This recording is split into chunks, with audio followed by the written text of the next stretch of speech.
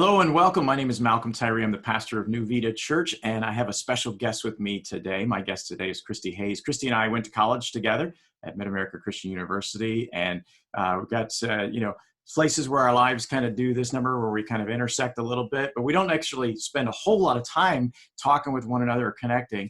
But Kristi has a special connection here to New Vida. So Kristi, why don't you fill us in a little bit about your connection to New Vida Church of God?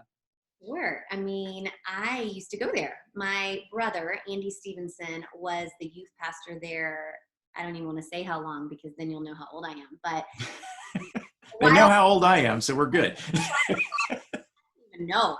I know I was in like high school, junior high, and then we've since moved. My parents still go there, Dave and Georgetta Stevenson. So I'm sure you know them. They are the greeters. They are the people who hug you and know your name and all the things. So yeah, so we have a long-standing relationship with your church for sure. Yeah, your folks are gems in our congregation. Your mom does everything she can to learn everybody's name. It's pretty remarkable. And a few weeks ago, we were discussing how she was learning names, and we have a Spanish service that happens on the other side of the building from our English language service, both happening at the same time. She doesn't see everybody coming in, and so she was talking to me the other day. She's like, "I don't know all their names. I don't know all their names," and I loved the sense in which she felt the need to know the names of the people that were in the church. She's so good at that. And, that's all of us want our names to be known and to be seen and heard. And she does such a great job at that. And this is so neat. And she's learning Spanish. She's I don't think her age because she would be mad at me. But she, at that age, is going to Spanish class every week so that she can be able to talk to those who speak Spanish. I think that's incredible. It's remarkable, and I love listening to her practice because we have so much fun with that. Boxers us, and it's our favorite thing because she has a Texas accent. Yes. And so my kids are like, get Gigi to talk Spanish to us. Yes, we love it too. Yeah, it's beautiful. Well, hey, you are obviously, out there doing your thing in the world, and I see that you've got your shirt on, and it says "Be Strong." All right. So tell us a little bit about what it is that you do on, your regular life. What is it that your life is about these days? Yeah, so I have two kiddos, 11 and 8, and husband Grant, and we were living in Colorado. We are now in the midst of a move to Waco, Texas. So nothing like moving during a pandemic.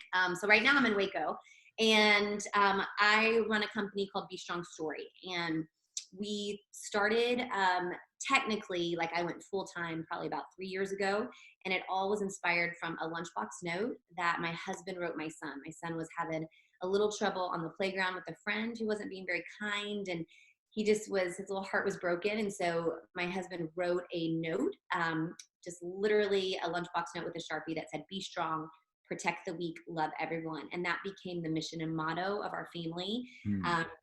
We have a lot of other families who said, "We want to have this motto too. What does it look like?" And so it looks like serving and loving others. And so we have an apparel company that's just part of it.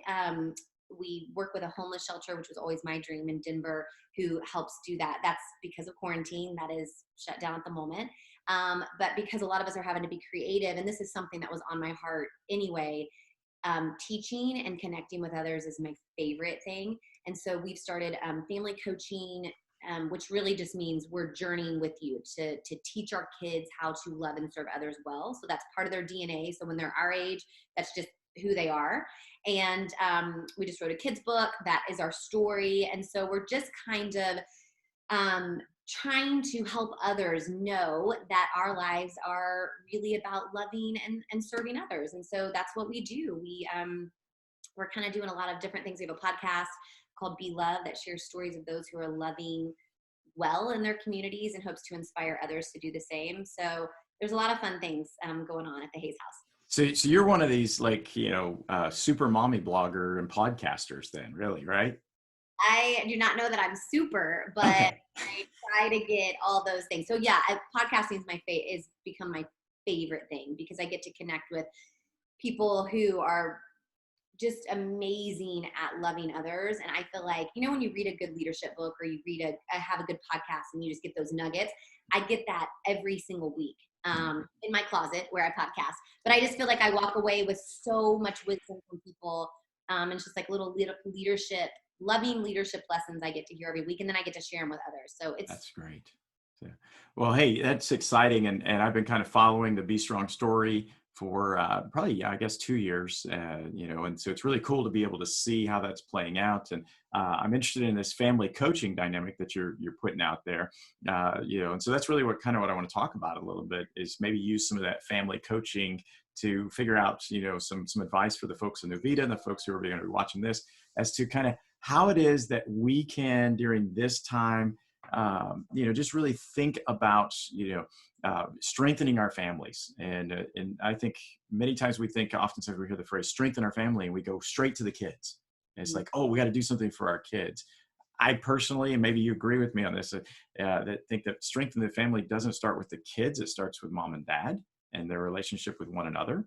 And I have a leaning towards saying that, hey, a married relationship is, the first place, right? But I recognize that some people who are watching this are going to be in divorce relationships, and some are going to be in, all sorts of variety of different relationships. But let's talk for just a moment about things that husbands and wives can do during maybe this time of like shelter in place, quarantine, whatever we're going to call it, where we're maybe seeing each other a little bit more than what we are used to, and maybe even more than what some of us are feeling comfortable with. So what are some tips, some insights there, Kristi? Seen some hilarious memes of what it's like for now your spouse to be with you all the time. So what is an interesting dynamic is if you're not used to that, like they are all in your space, and then you have introverts and extroverts. So extroverts need a little something else. Introverts need their time and space when they don't have a lot of time and space. So I think just the first thing I would say is give grace to one another. And so and this is something I'm really trying to work on. Grant and full disclosure, had not a fight yesterday, but a very heated discussion. Yesterday morning, just about some of the needs that I needed and didn't maybe feel like was happening. And the same thing with him, like he just needs some grace right now in this whole move and even just changing what's going on at work. Like for many of us, we are under so much stress because we don't know if our businesses are going to survive, and we're having to pivot. And so there's so much stress going on that it's so important as a couple that we give each other grace. So maybe that would be the first thing that I would say is the normal things that maybe would be nitpicky or that you would get your feelings hurt about, just like try to give grace. And I'm speaking to myself, and when my husband sees this, he's going to be like, yeah, watch this, watch this. The other thing is, Grant and I, for probably the last, oh my gosh, we've almost been married 20 years, which is weird, but probably for the last, at least when we had kids, we've had a date night that we've tried to keep every single week. That's very hard. Many times we don't want to go on a date night. We're tired, but we know we need to. So trying to keep that in quarantine is interesting. But the other day, we let the kids eat pizza. We put them in a living room and just said, you're going to watch a movie. And this house that we're in right now, because we're in Waco, is very small. So there's not like a lot of rooms to go to. So they watched a movie, and then Grant and I had dinner out on the back porch. And we just closed the door and said, do not come out here unless you are dying. We want an hour together by ourselves. And Grant and I just made sure we did not bring the phones with us. We did not talk about kids related things, but just kind of caught up. And for me, because time spent is my love language, that filled my tank completely. So well, I just got to say, you may have just got me in a whole lot of trouble, because when my wife watches this, she's going to say, when are we doing that? Yeah. And plan it. I mean, that's the thing, is like we had to plan it. Like I had to say, tonight is the night we are going on a date, and this is what I'm making for dinner, and the kids are having frozen pizza, and we're going to go out, and that's what we're going to do. And so I think you have to schedule it. That's the thing, which doesn't, sexy. So it can't be spontaneous. It really has to be something that you give a lot of intentionality to. Spontaneous. No, because there's so many things out of our control, that if we can just keep that one, and I'm not even a scheduled person. I don't even like to be scheduled. That feels paralyzing to me sometimes. But right now, what I'm finding works for our family is the schedule. And it helps everyone else expectations. It helps my kids know you're on your own tonight. This is what you're having. Don't come outside. Yeah. It it was really great for Grant and I. So I would say just find a creative way to be together away from everybody else. All right, I'm writing it down. Yeah. Okay, so that way, everybody can see right there. Okay, I heard it. I got it. Okay, so give grace, date night. You got a third one, real quick. Maybe you want to throw in there. Um, I think those two are probably the things that are working for us right now. I almost don't want to even throw any more into that because it feels overwhelming in the Mhm. grand scheme of everything. So for me, what I'm learning is little bitty nuggets that we can work on every day and not like huge plans are what's actually working for me and for our family instead of like we're going to do all these different things that we don't end up doing them. So Yeah. yeah, I would just say those two for now. We'll get you someplace, I promise.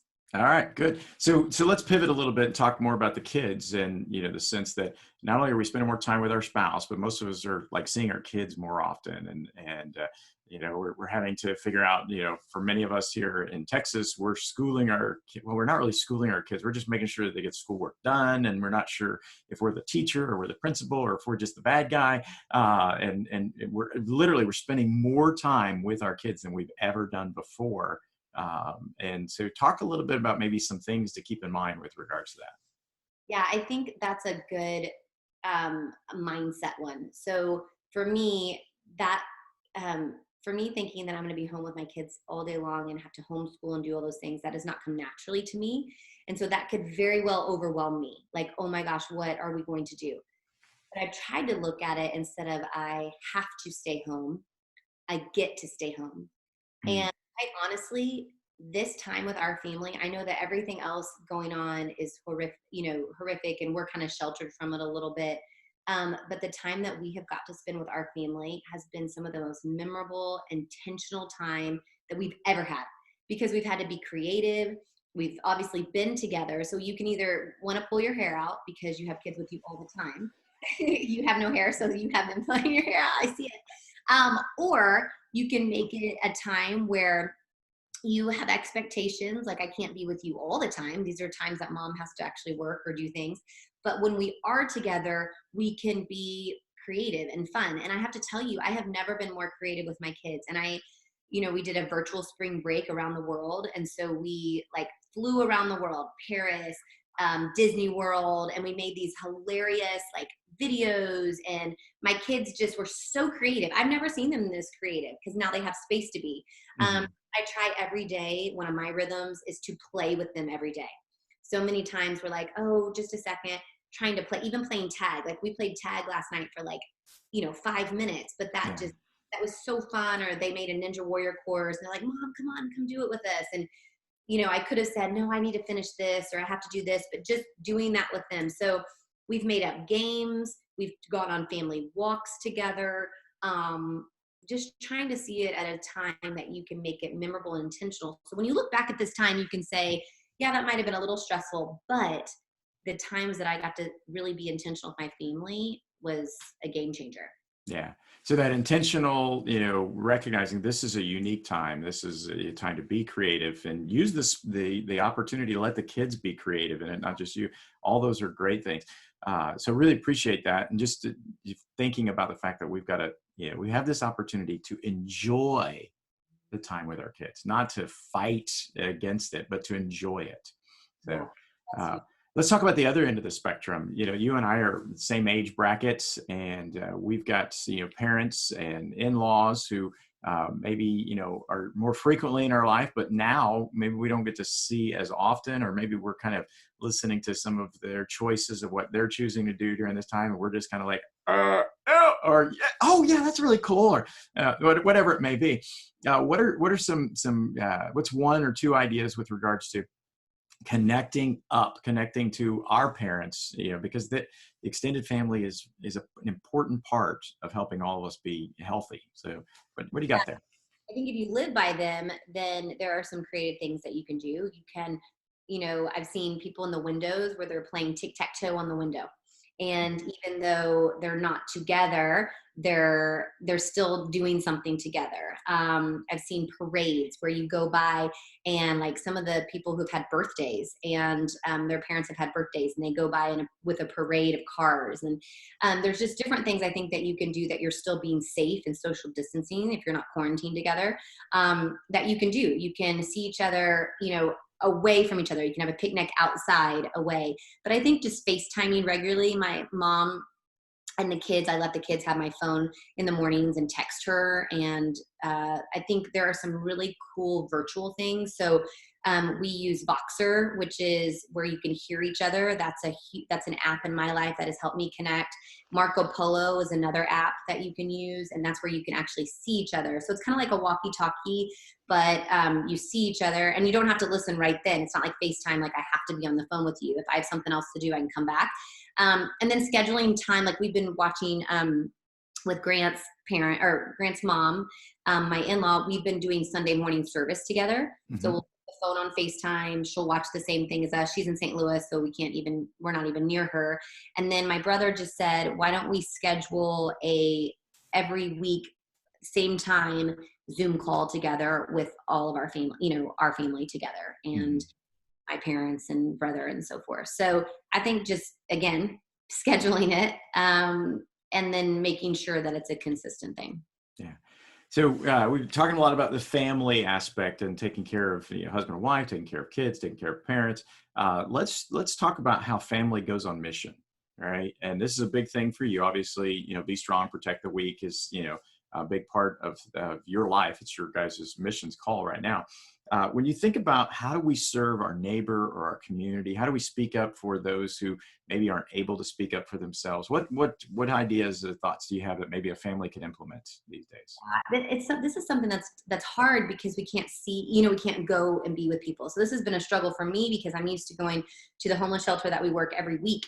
And so we can't really do that, but there are some creative things that we can do. So one of the things that we did with our community is some of like the homeless and some of those downtown are feeling a little forgotten because everything's like shut down. And so maybe calling the local shelters and seeing what they need. What are your needs right now? It could be socks, it could be food, it could be whatever. And then get with your community and have them drop it off on your porch, sanitize everything, go take it to them. One of the things that we did is the need that they had was lunches. They're still doing like drive-by lunches. And so I just put a Facebook thing out to my community and said, can we raise $700 to buy this many lunches? And then we partnered with Chick-fil-A because our local businesses are getting hurt too. You know what I mean? Yeah. So instead of just people making sandwiches, I thought, how can we also help a local business? So we're going to buy all the lunches, to give them profit and to give them money. So we're helping a local community business that we love. And then we're also helping the homeless. So there's some creative things that you can merge together. Simple things like chalking your neighbor's driveway and letting them know we miss them, or, different things. The elderly, like writing cards to them. I had an idea the other day because we're in a new place. I don't know anyone. I was like, what if we just went to a nursing home and we asked the people if we could tape up pictures on their windows? So not going in, not touching anything or having them even touch the papers that we've done, but just taping it on their windows. So there's a lot of different things that we can do if we're super creative. Another thing we did is like our Amazon, so when the Amazon delivery guy comes, we're so excited because there's stuff that hi.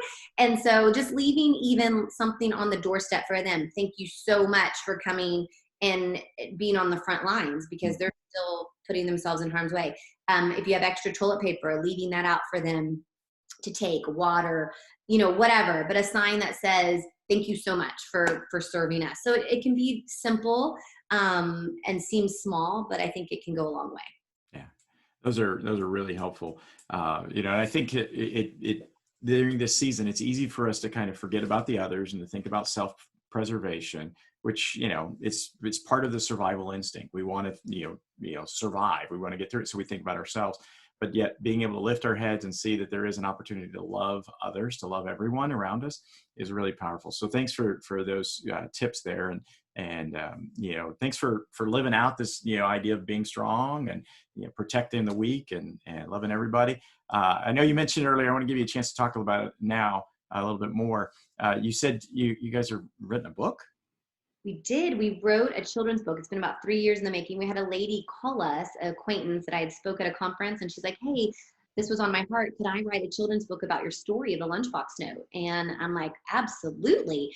So she wrote it. We had an illustrator kind of put it together, and anyway, it's just has become published. You can pre-order now. It will release in May, but it is the story of our family and the lunchbox note that kind of changed our life and helped us live a mission that's, that reminds us to love others and protect the weak. And I think I just will leave you with this question to ask ourselves every day. And I just got off a podcast with a friend who reminded me of this, but everything changes when we ask the question, how can I serve someone today? Mhm. And as much as we want to protect our families and we get nervous and anxiety when we're thinking of all those things, if we flip the script and say, how can I serve someone else today? That could be in our own family. That could literally be that I don't get mad at my kids for not doing the dishwasher, that I just do it, even though they Yeah. have to, that's their thing that they have to do. Maybe I just do it for them, or I make their bed for them, or I let them play a little extra and say, you know what, let's skip an hour of school today. Let's go for a bike ride.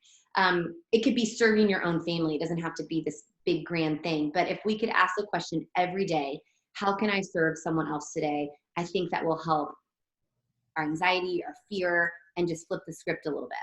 Yeah. Well, that's powerful, Kristi. Thanks so much. Appreciate your time. Appreciate what you're doing there. I'm excited to have you back in Texas. Yeah. And only thing I'm worried about is just that I may not see your parents as often because they're slipping down to see you. But that's okay. All right, we'll share them. It's all right. Very much. I have to be back for Sunday, so Yeah. you won't leave too much. Don't worry. All right. Good to know. Good to know. Well, thanks so much. I really appreciate it. Again, if people want to find out more about you, they can find you at bestrongstory.com. Right? bestrongstory.com. All right. Well, thanks so much, Kristi, and look forward to seeing you again soon. Thanks, Malcolm. Appreciate it.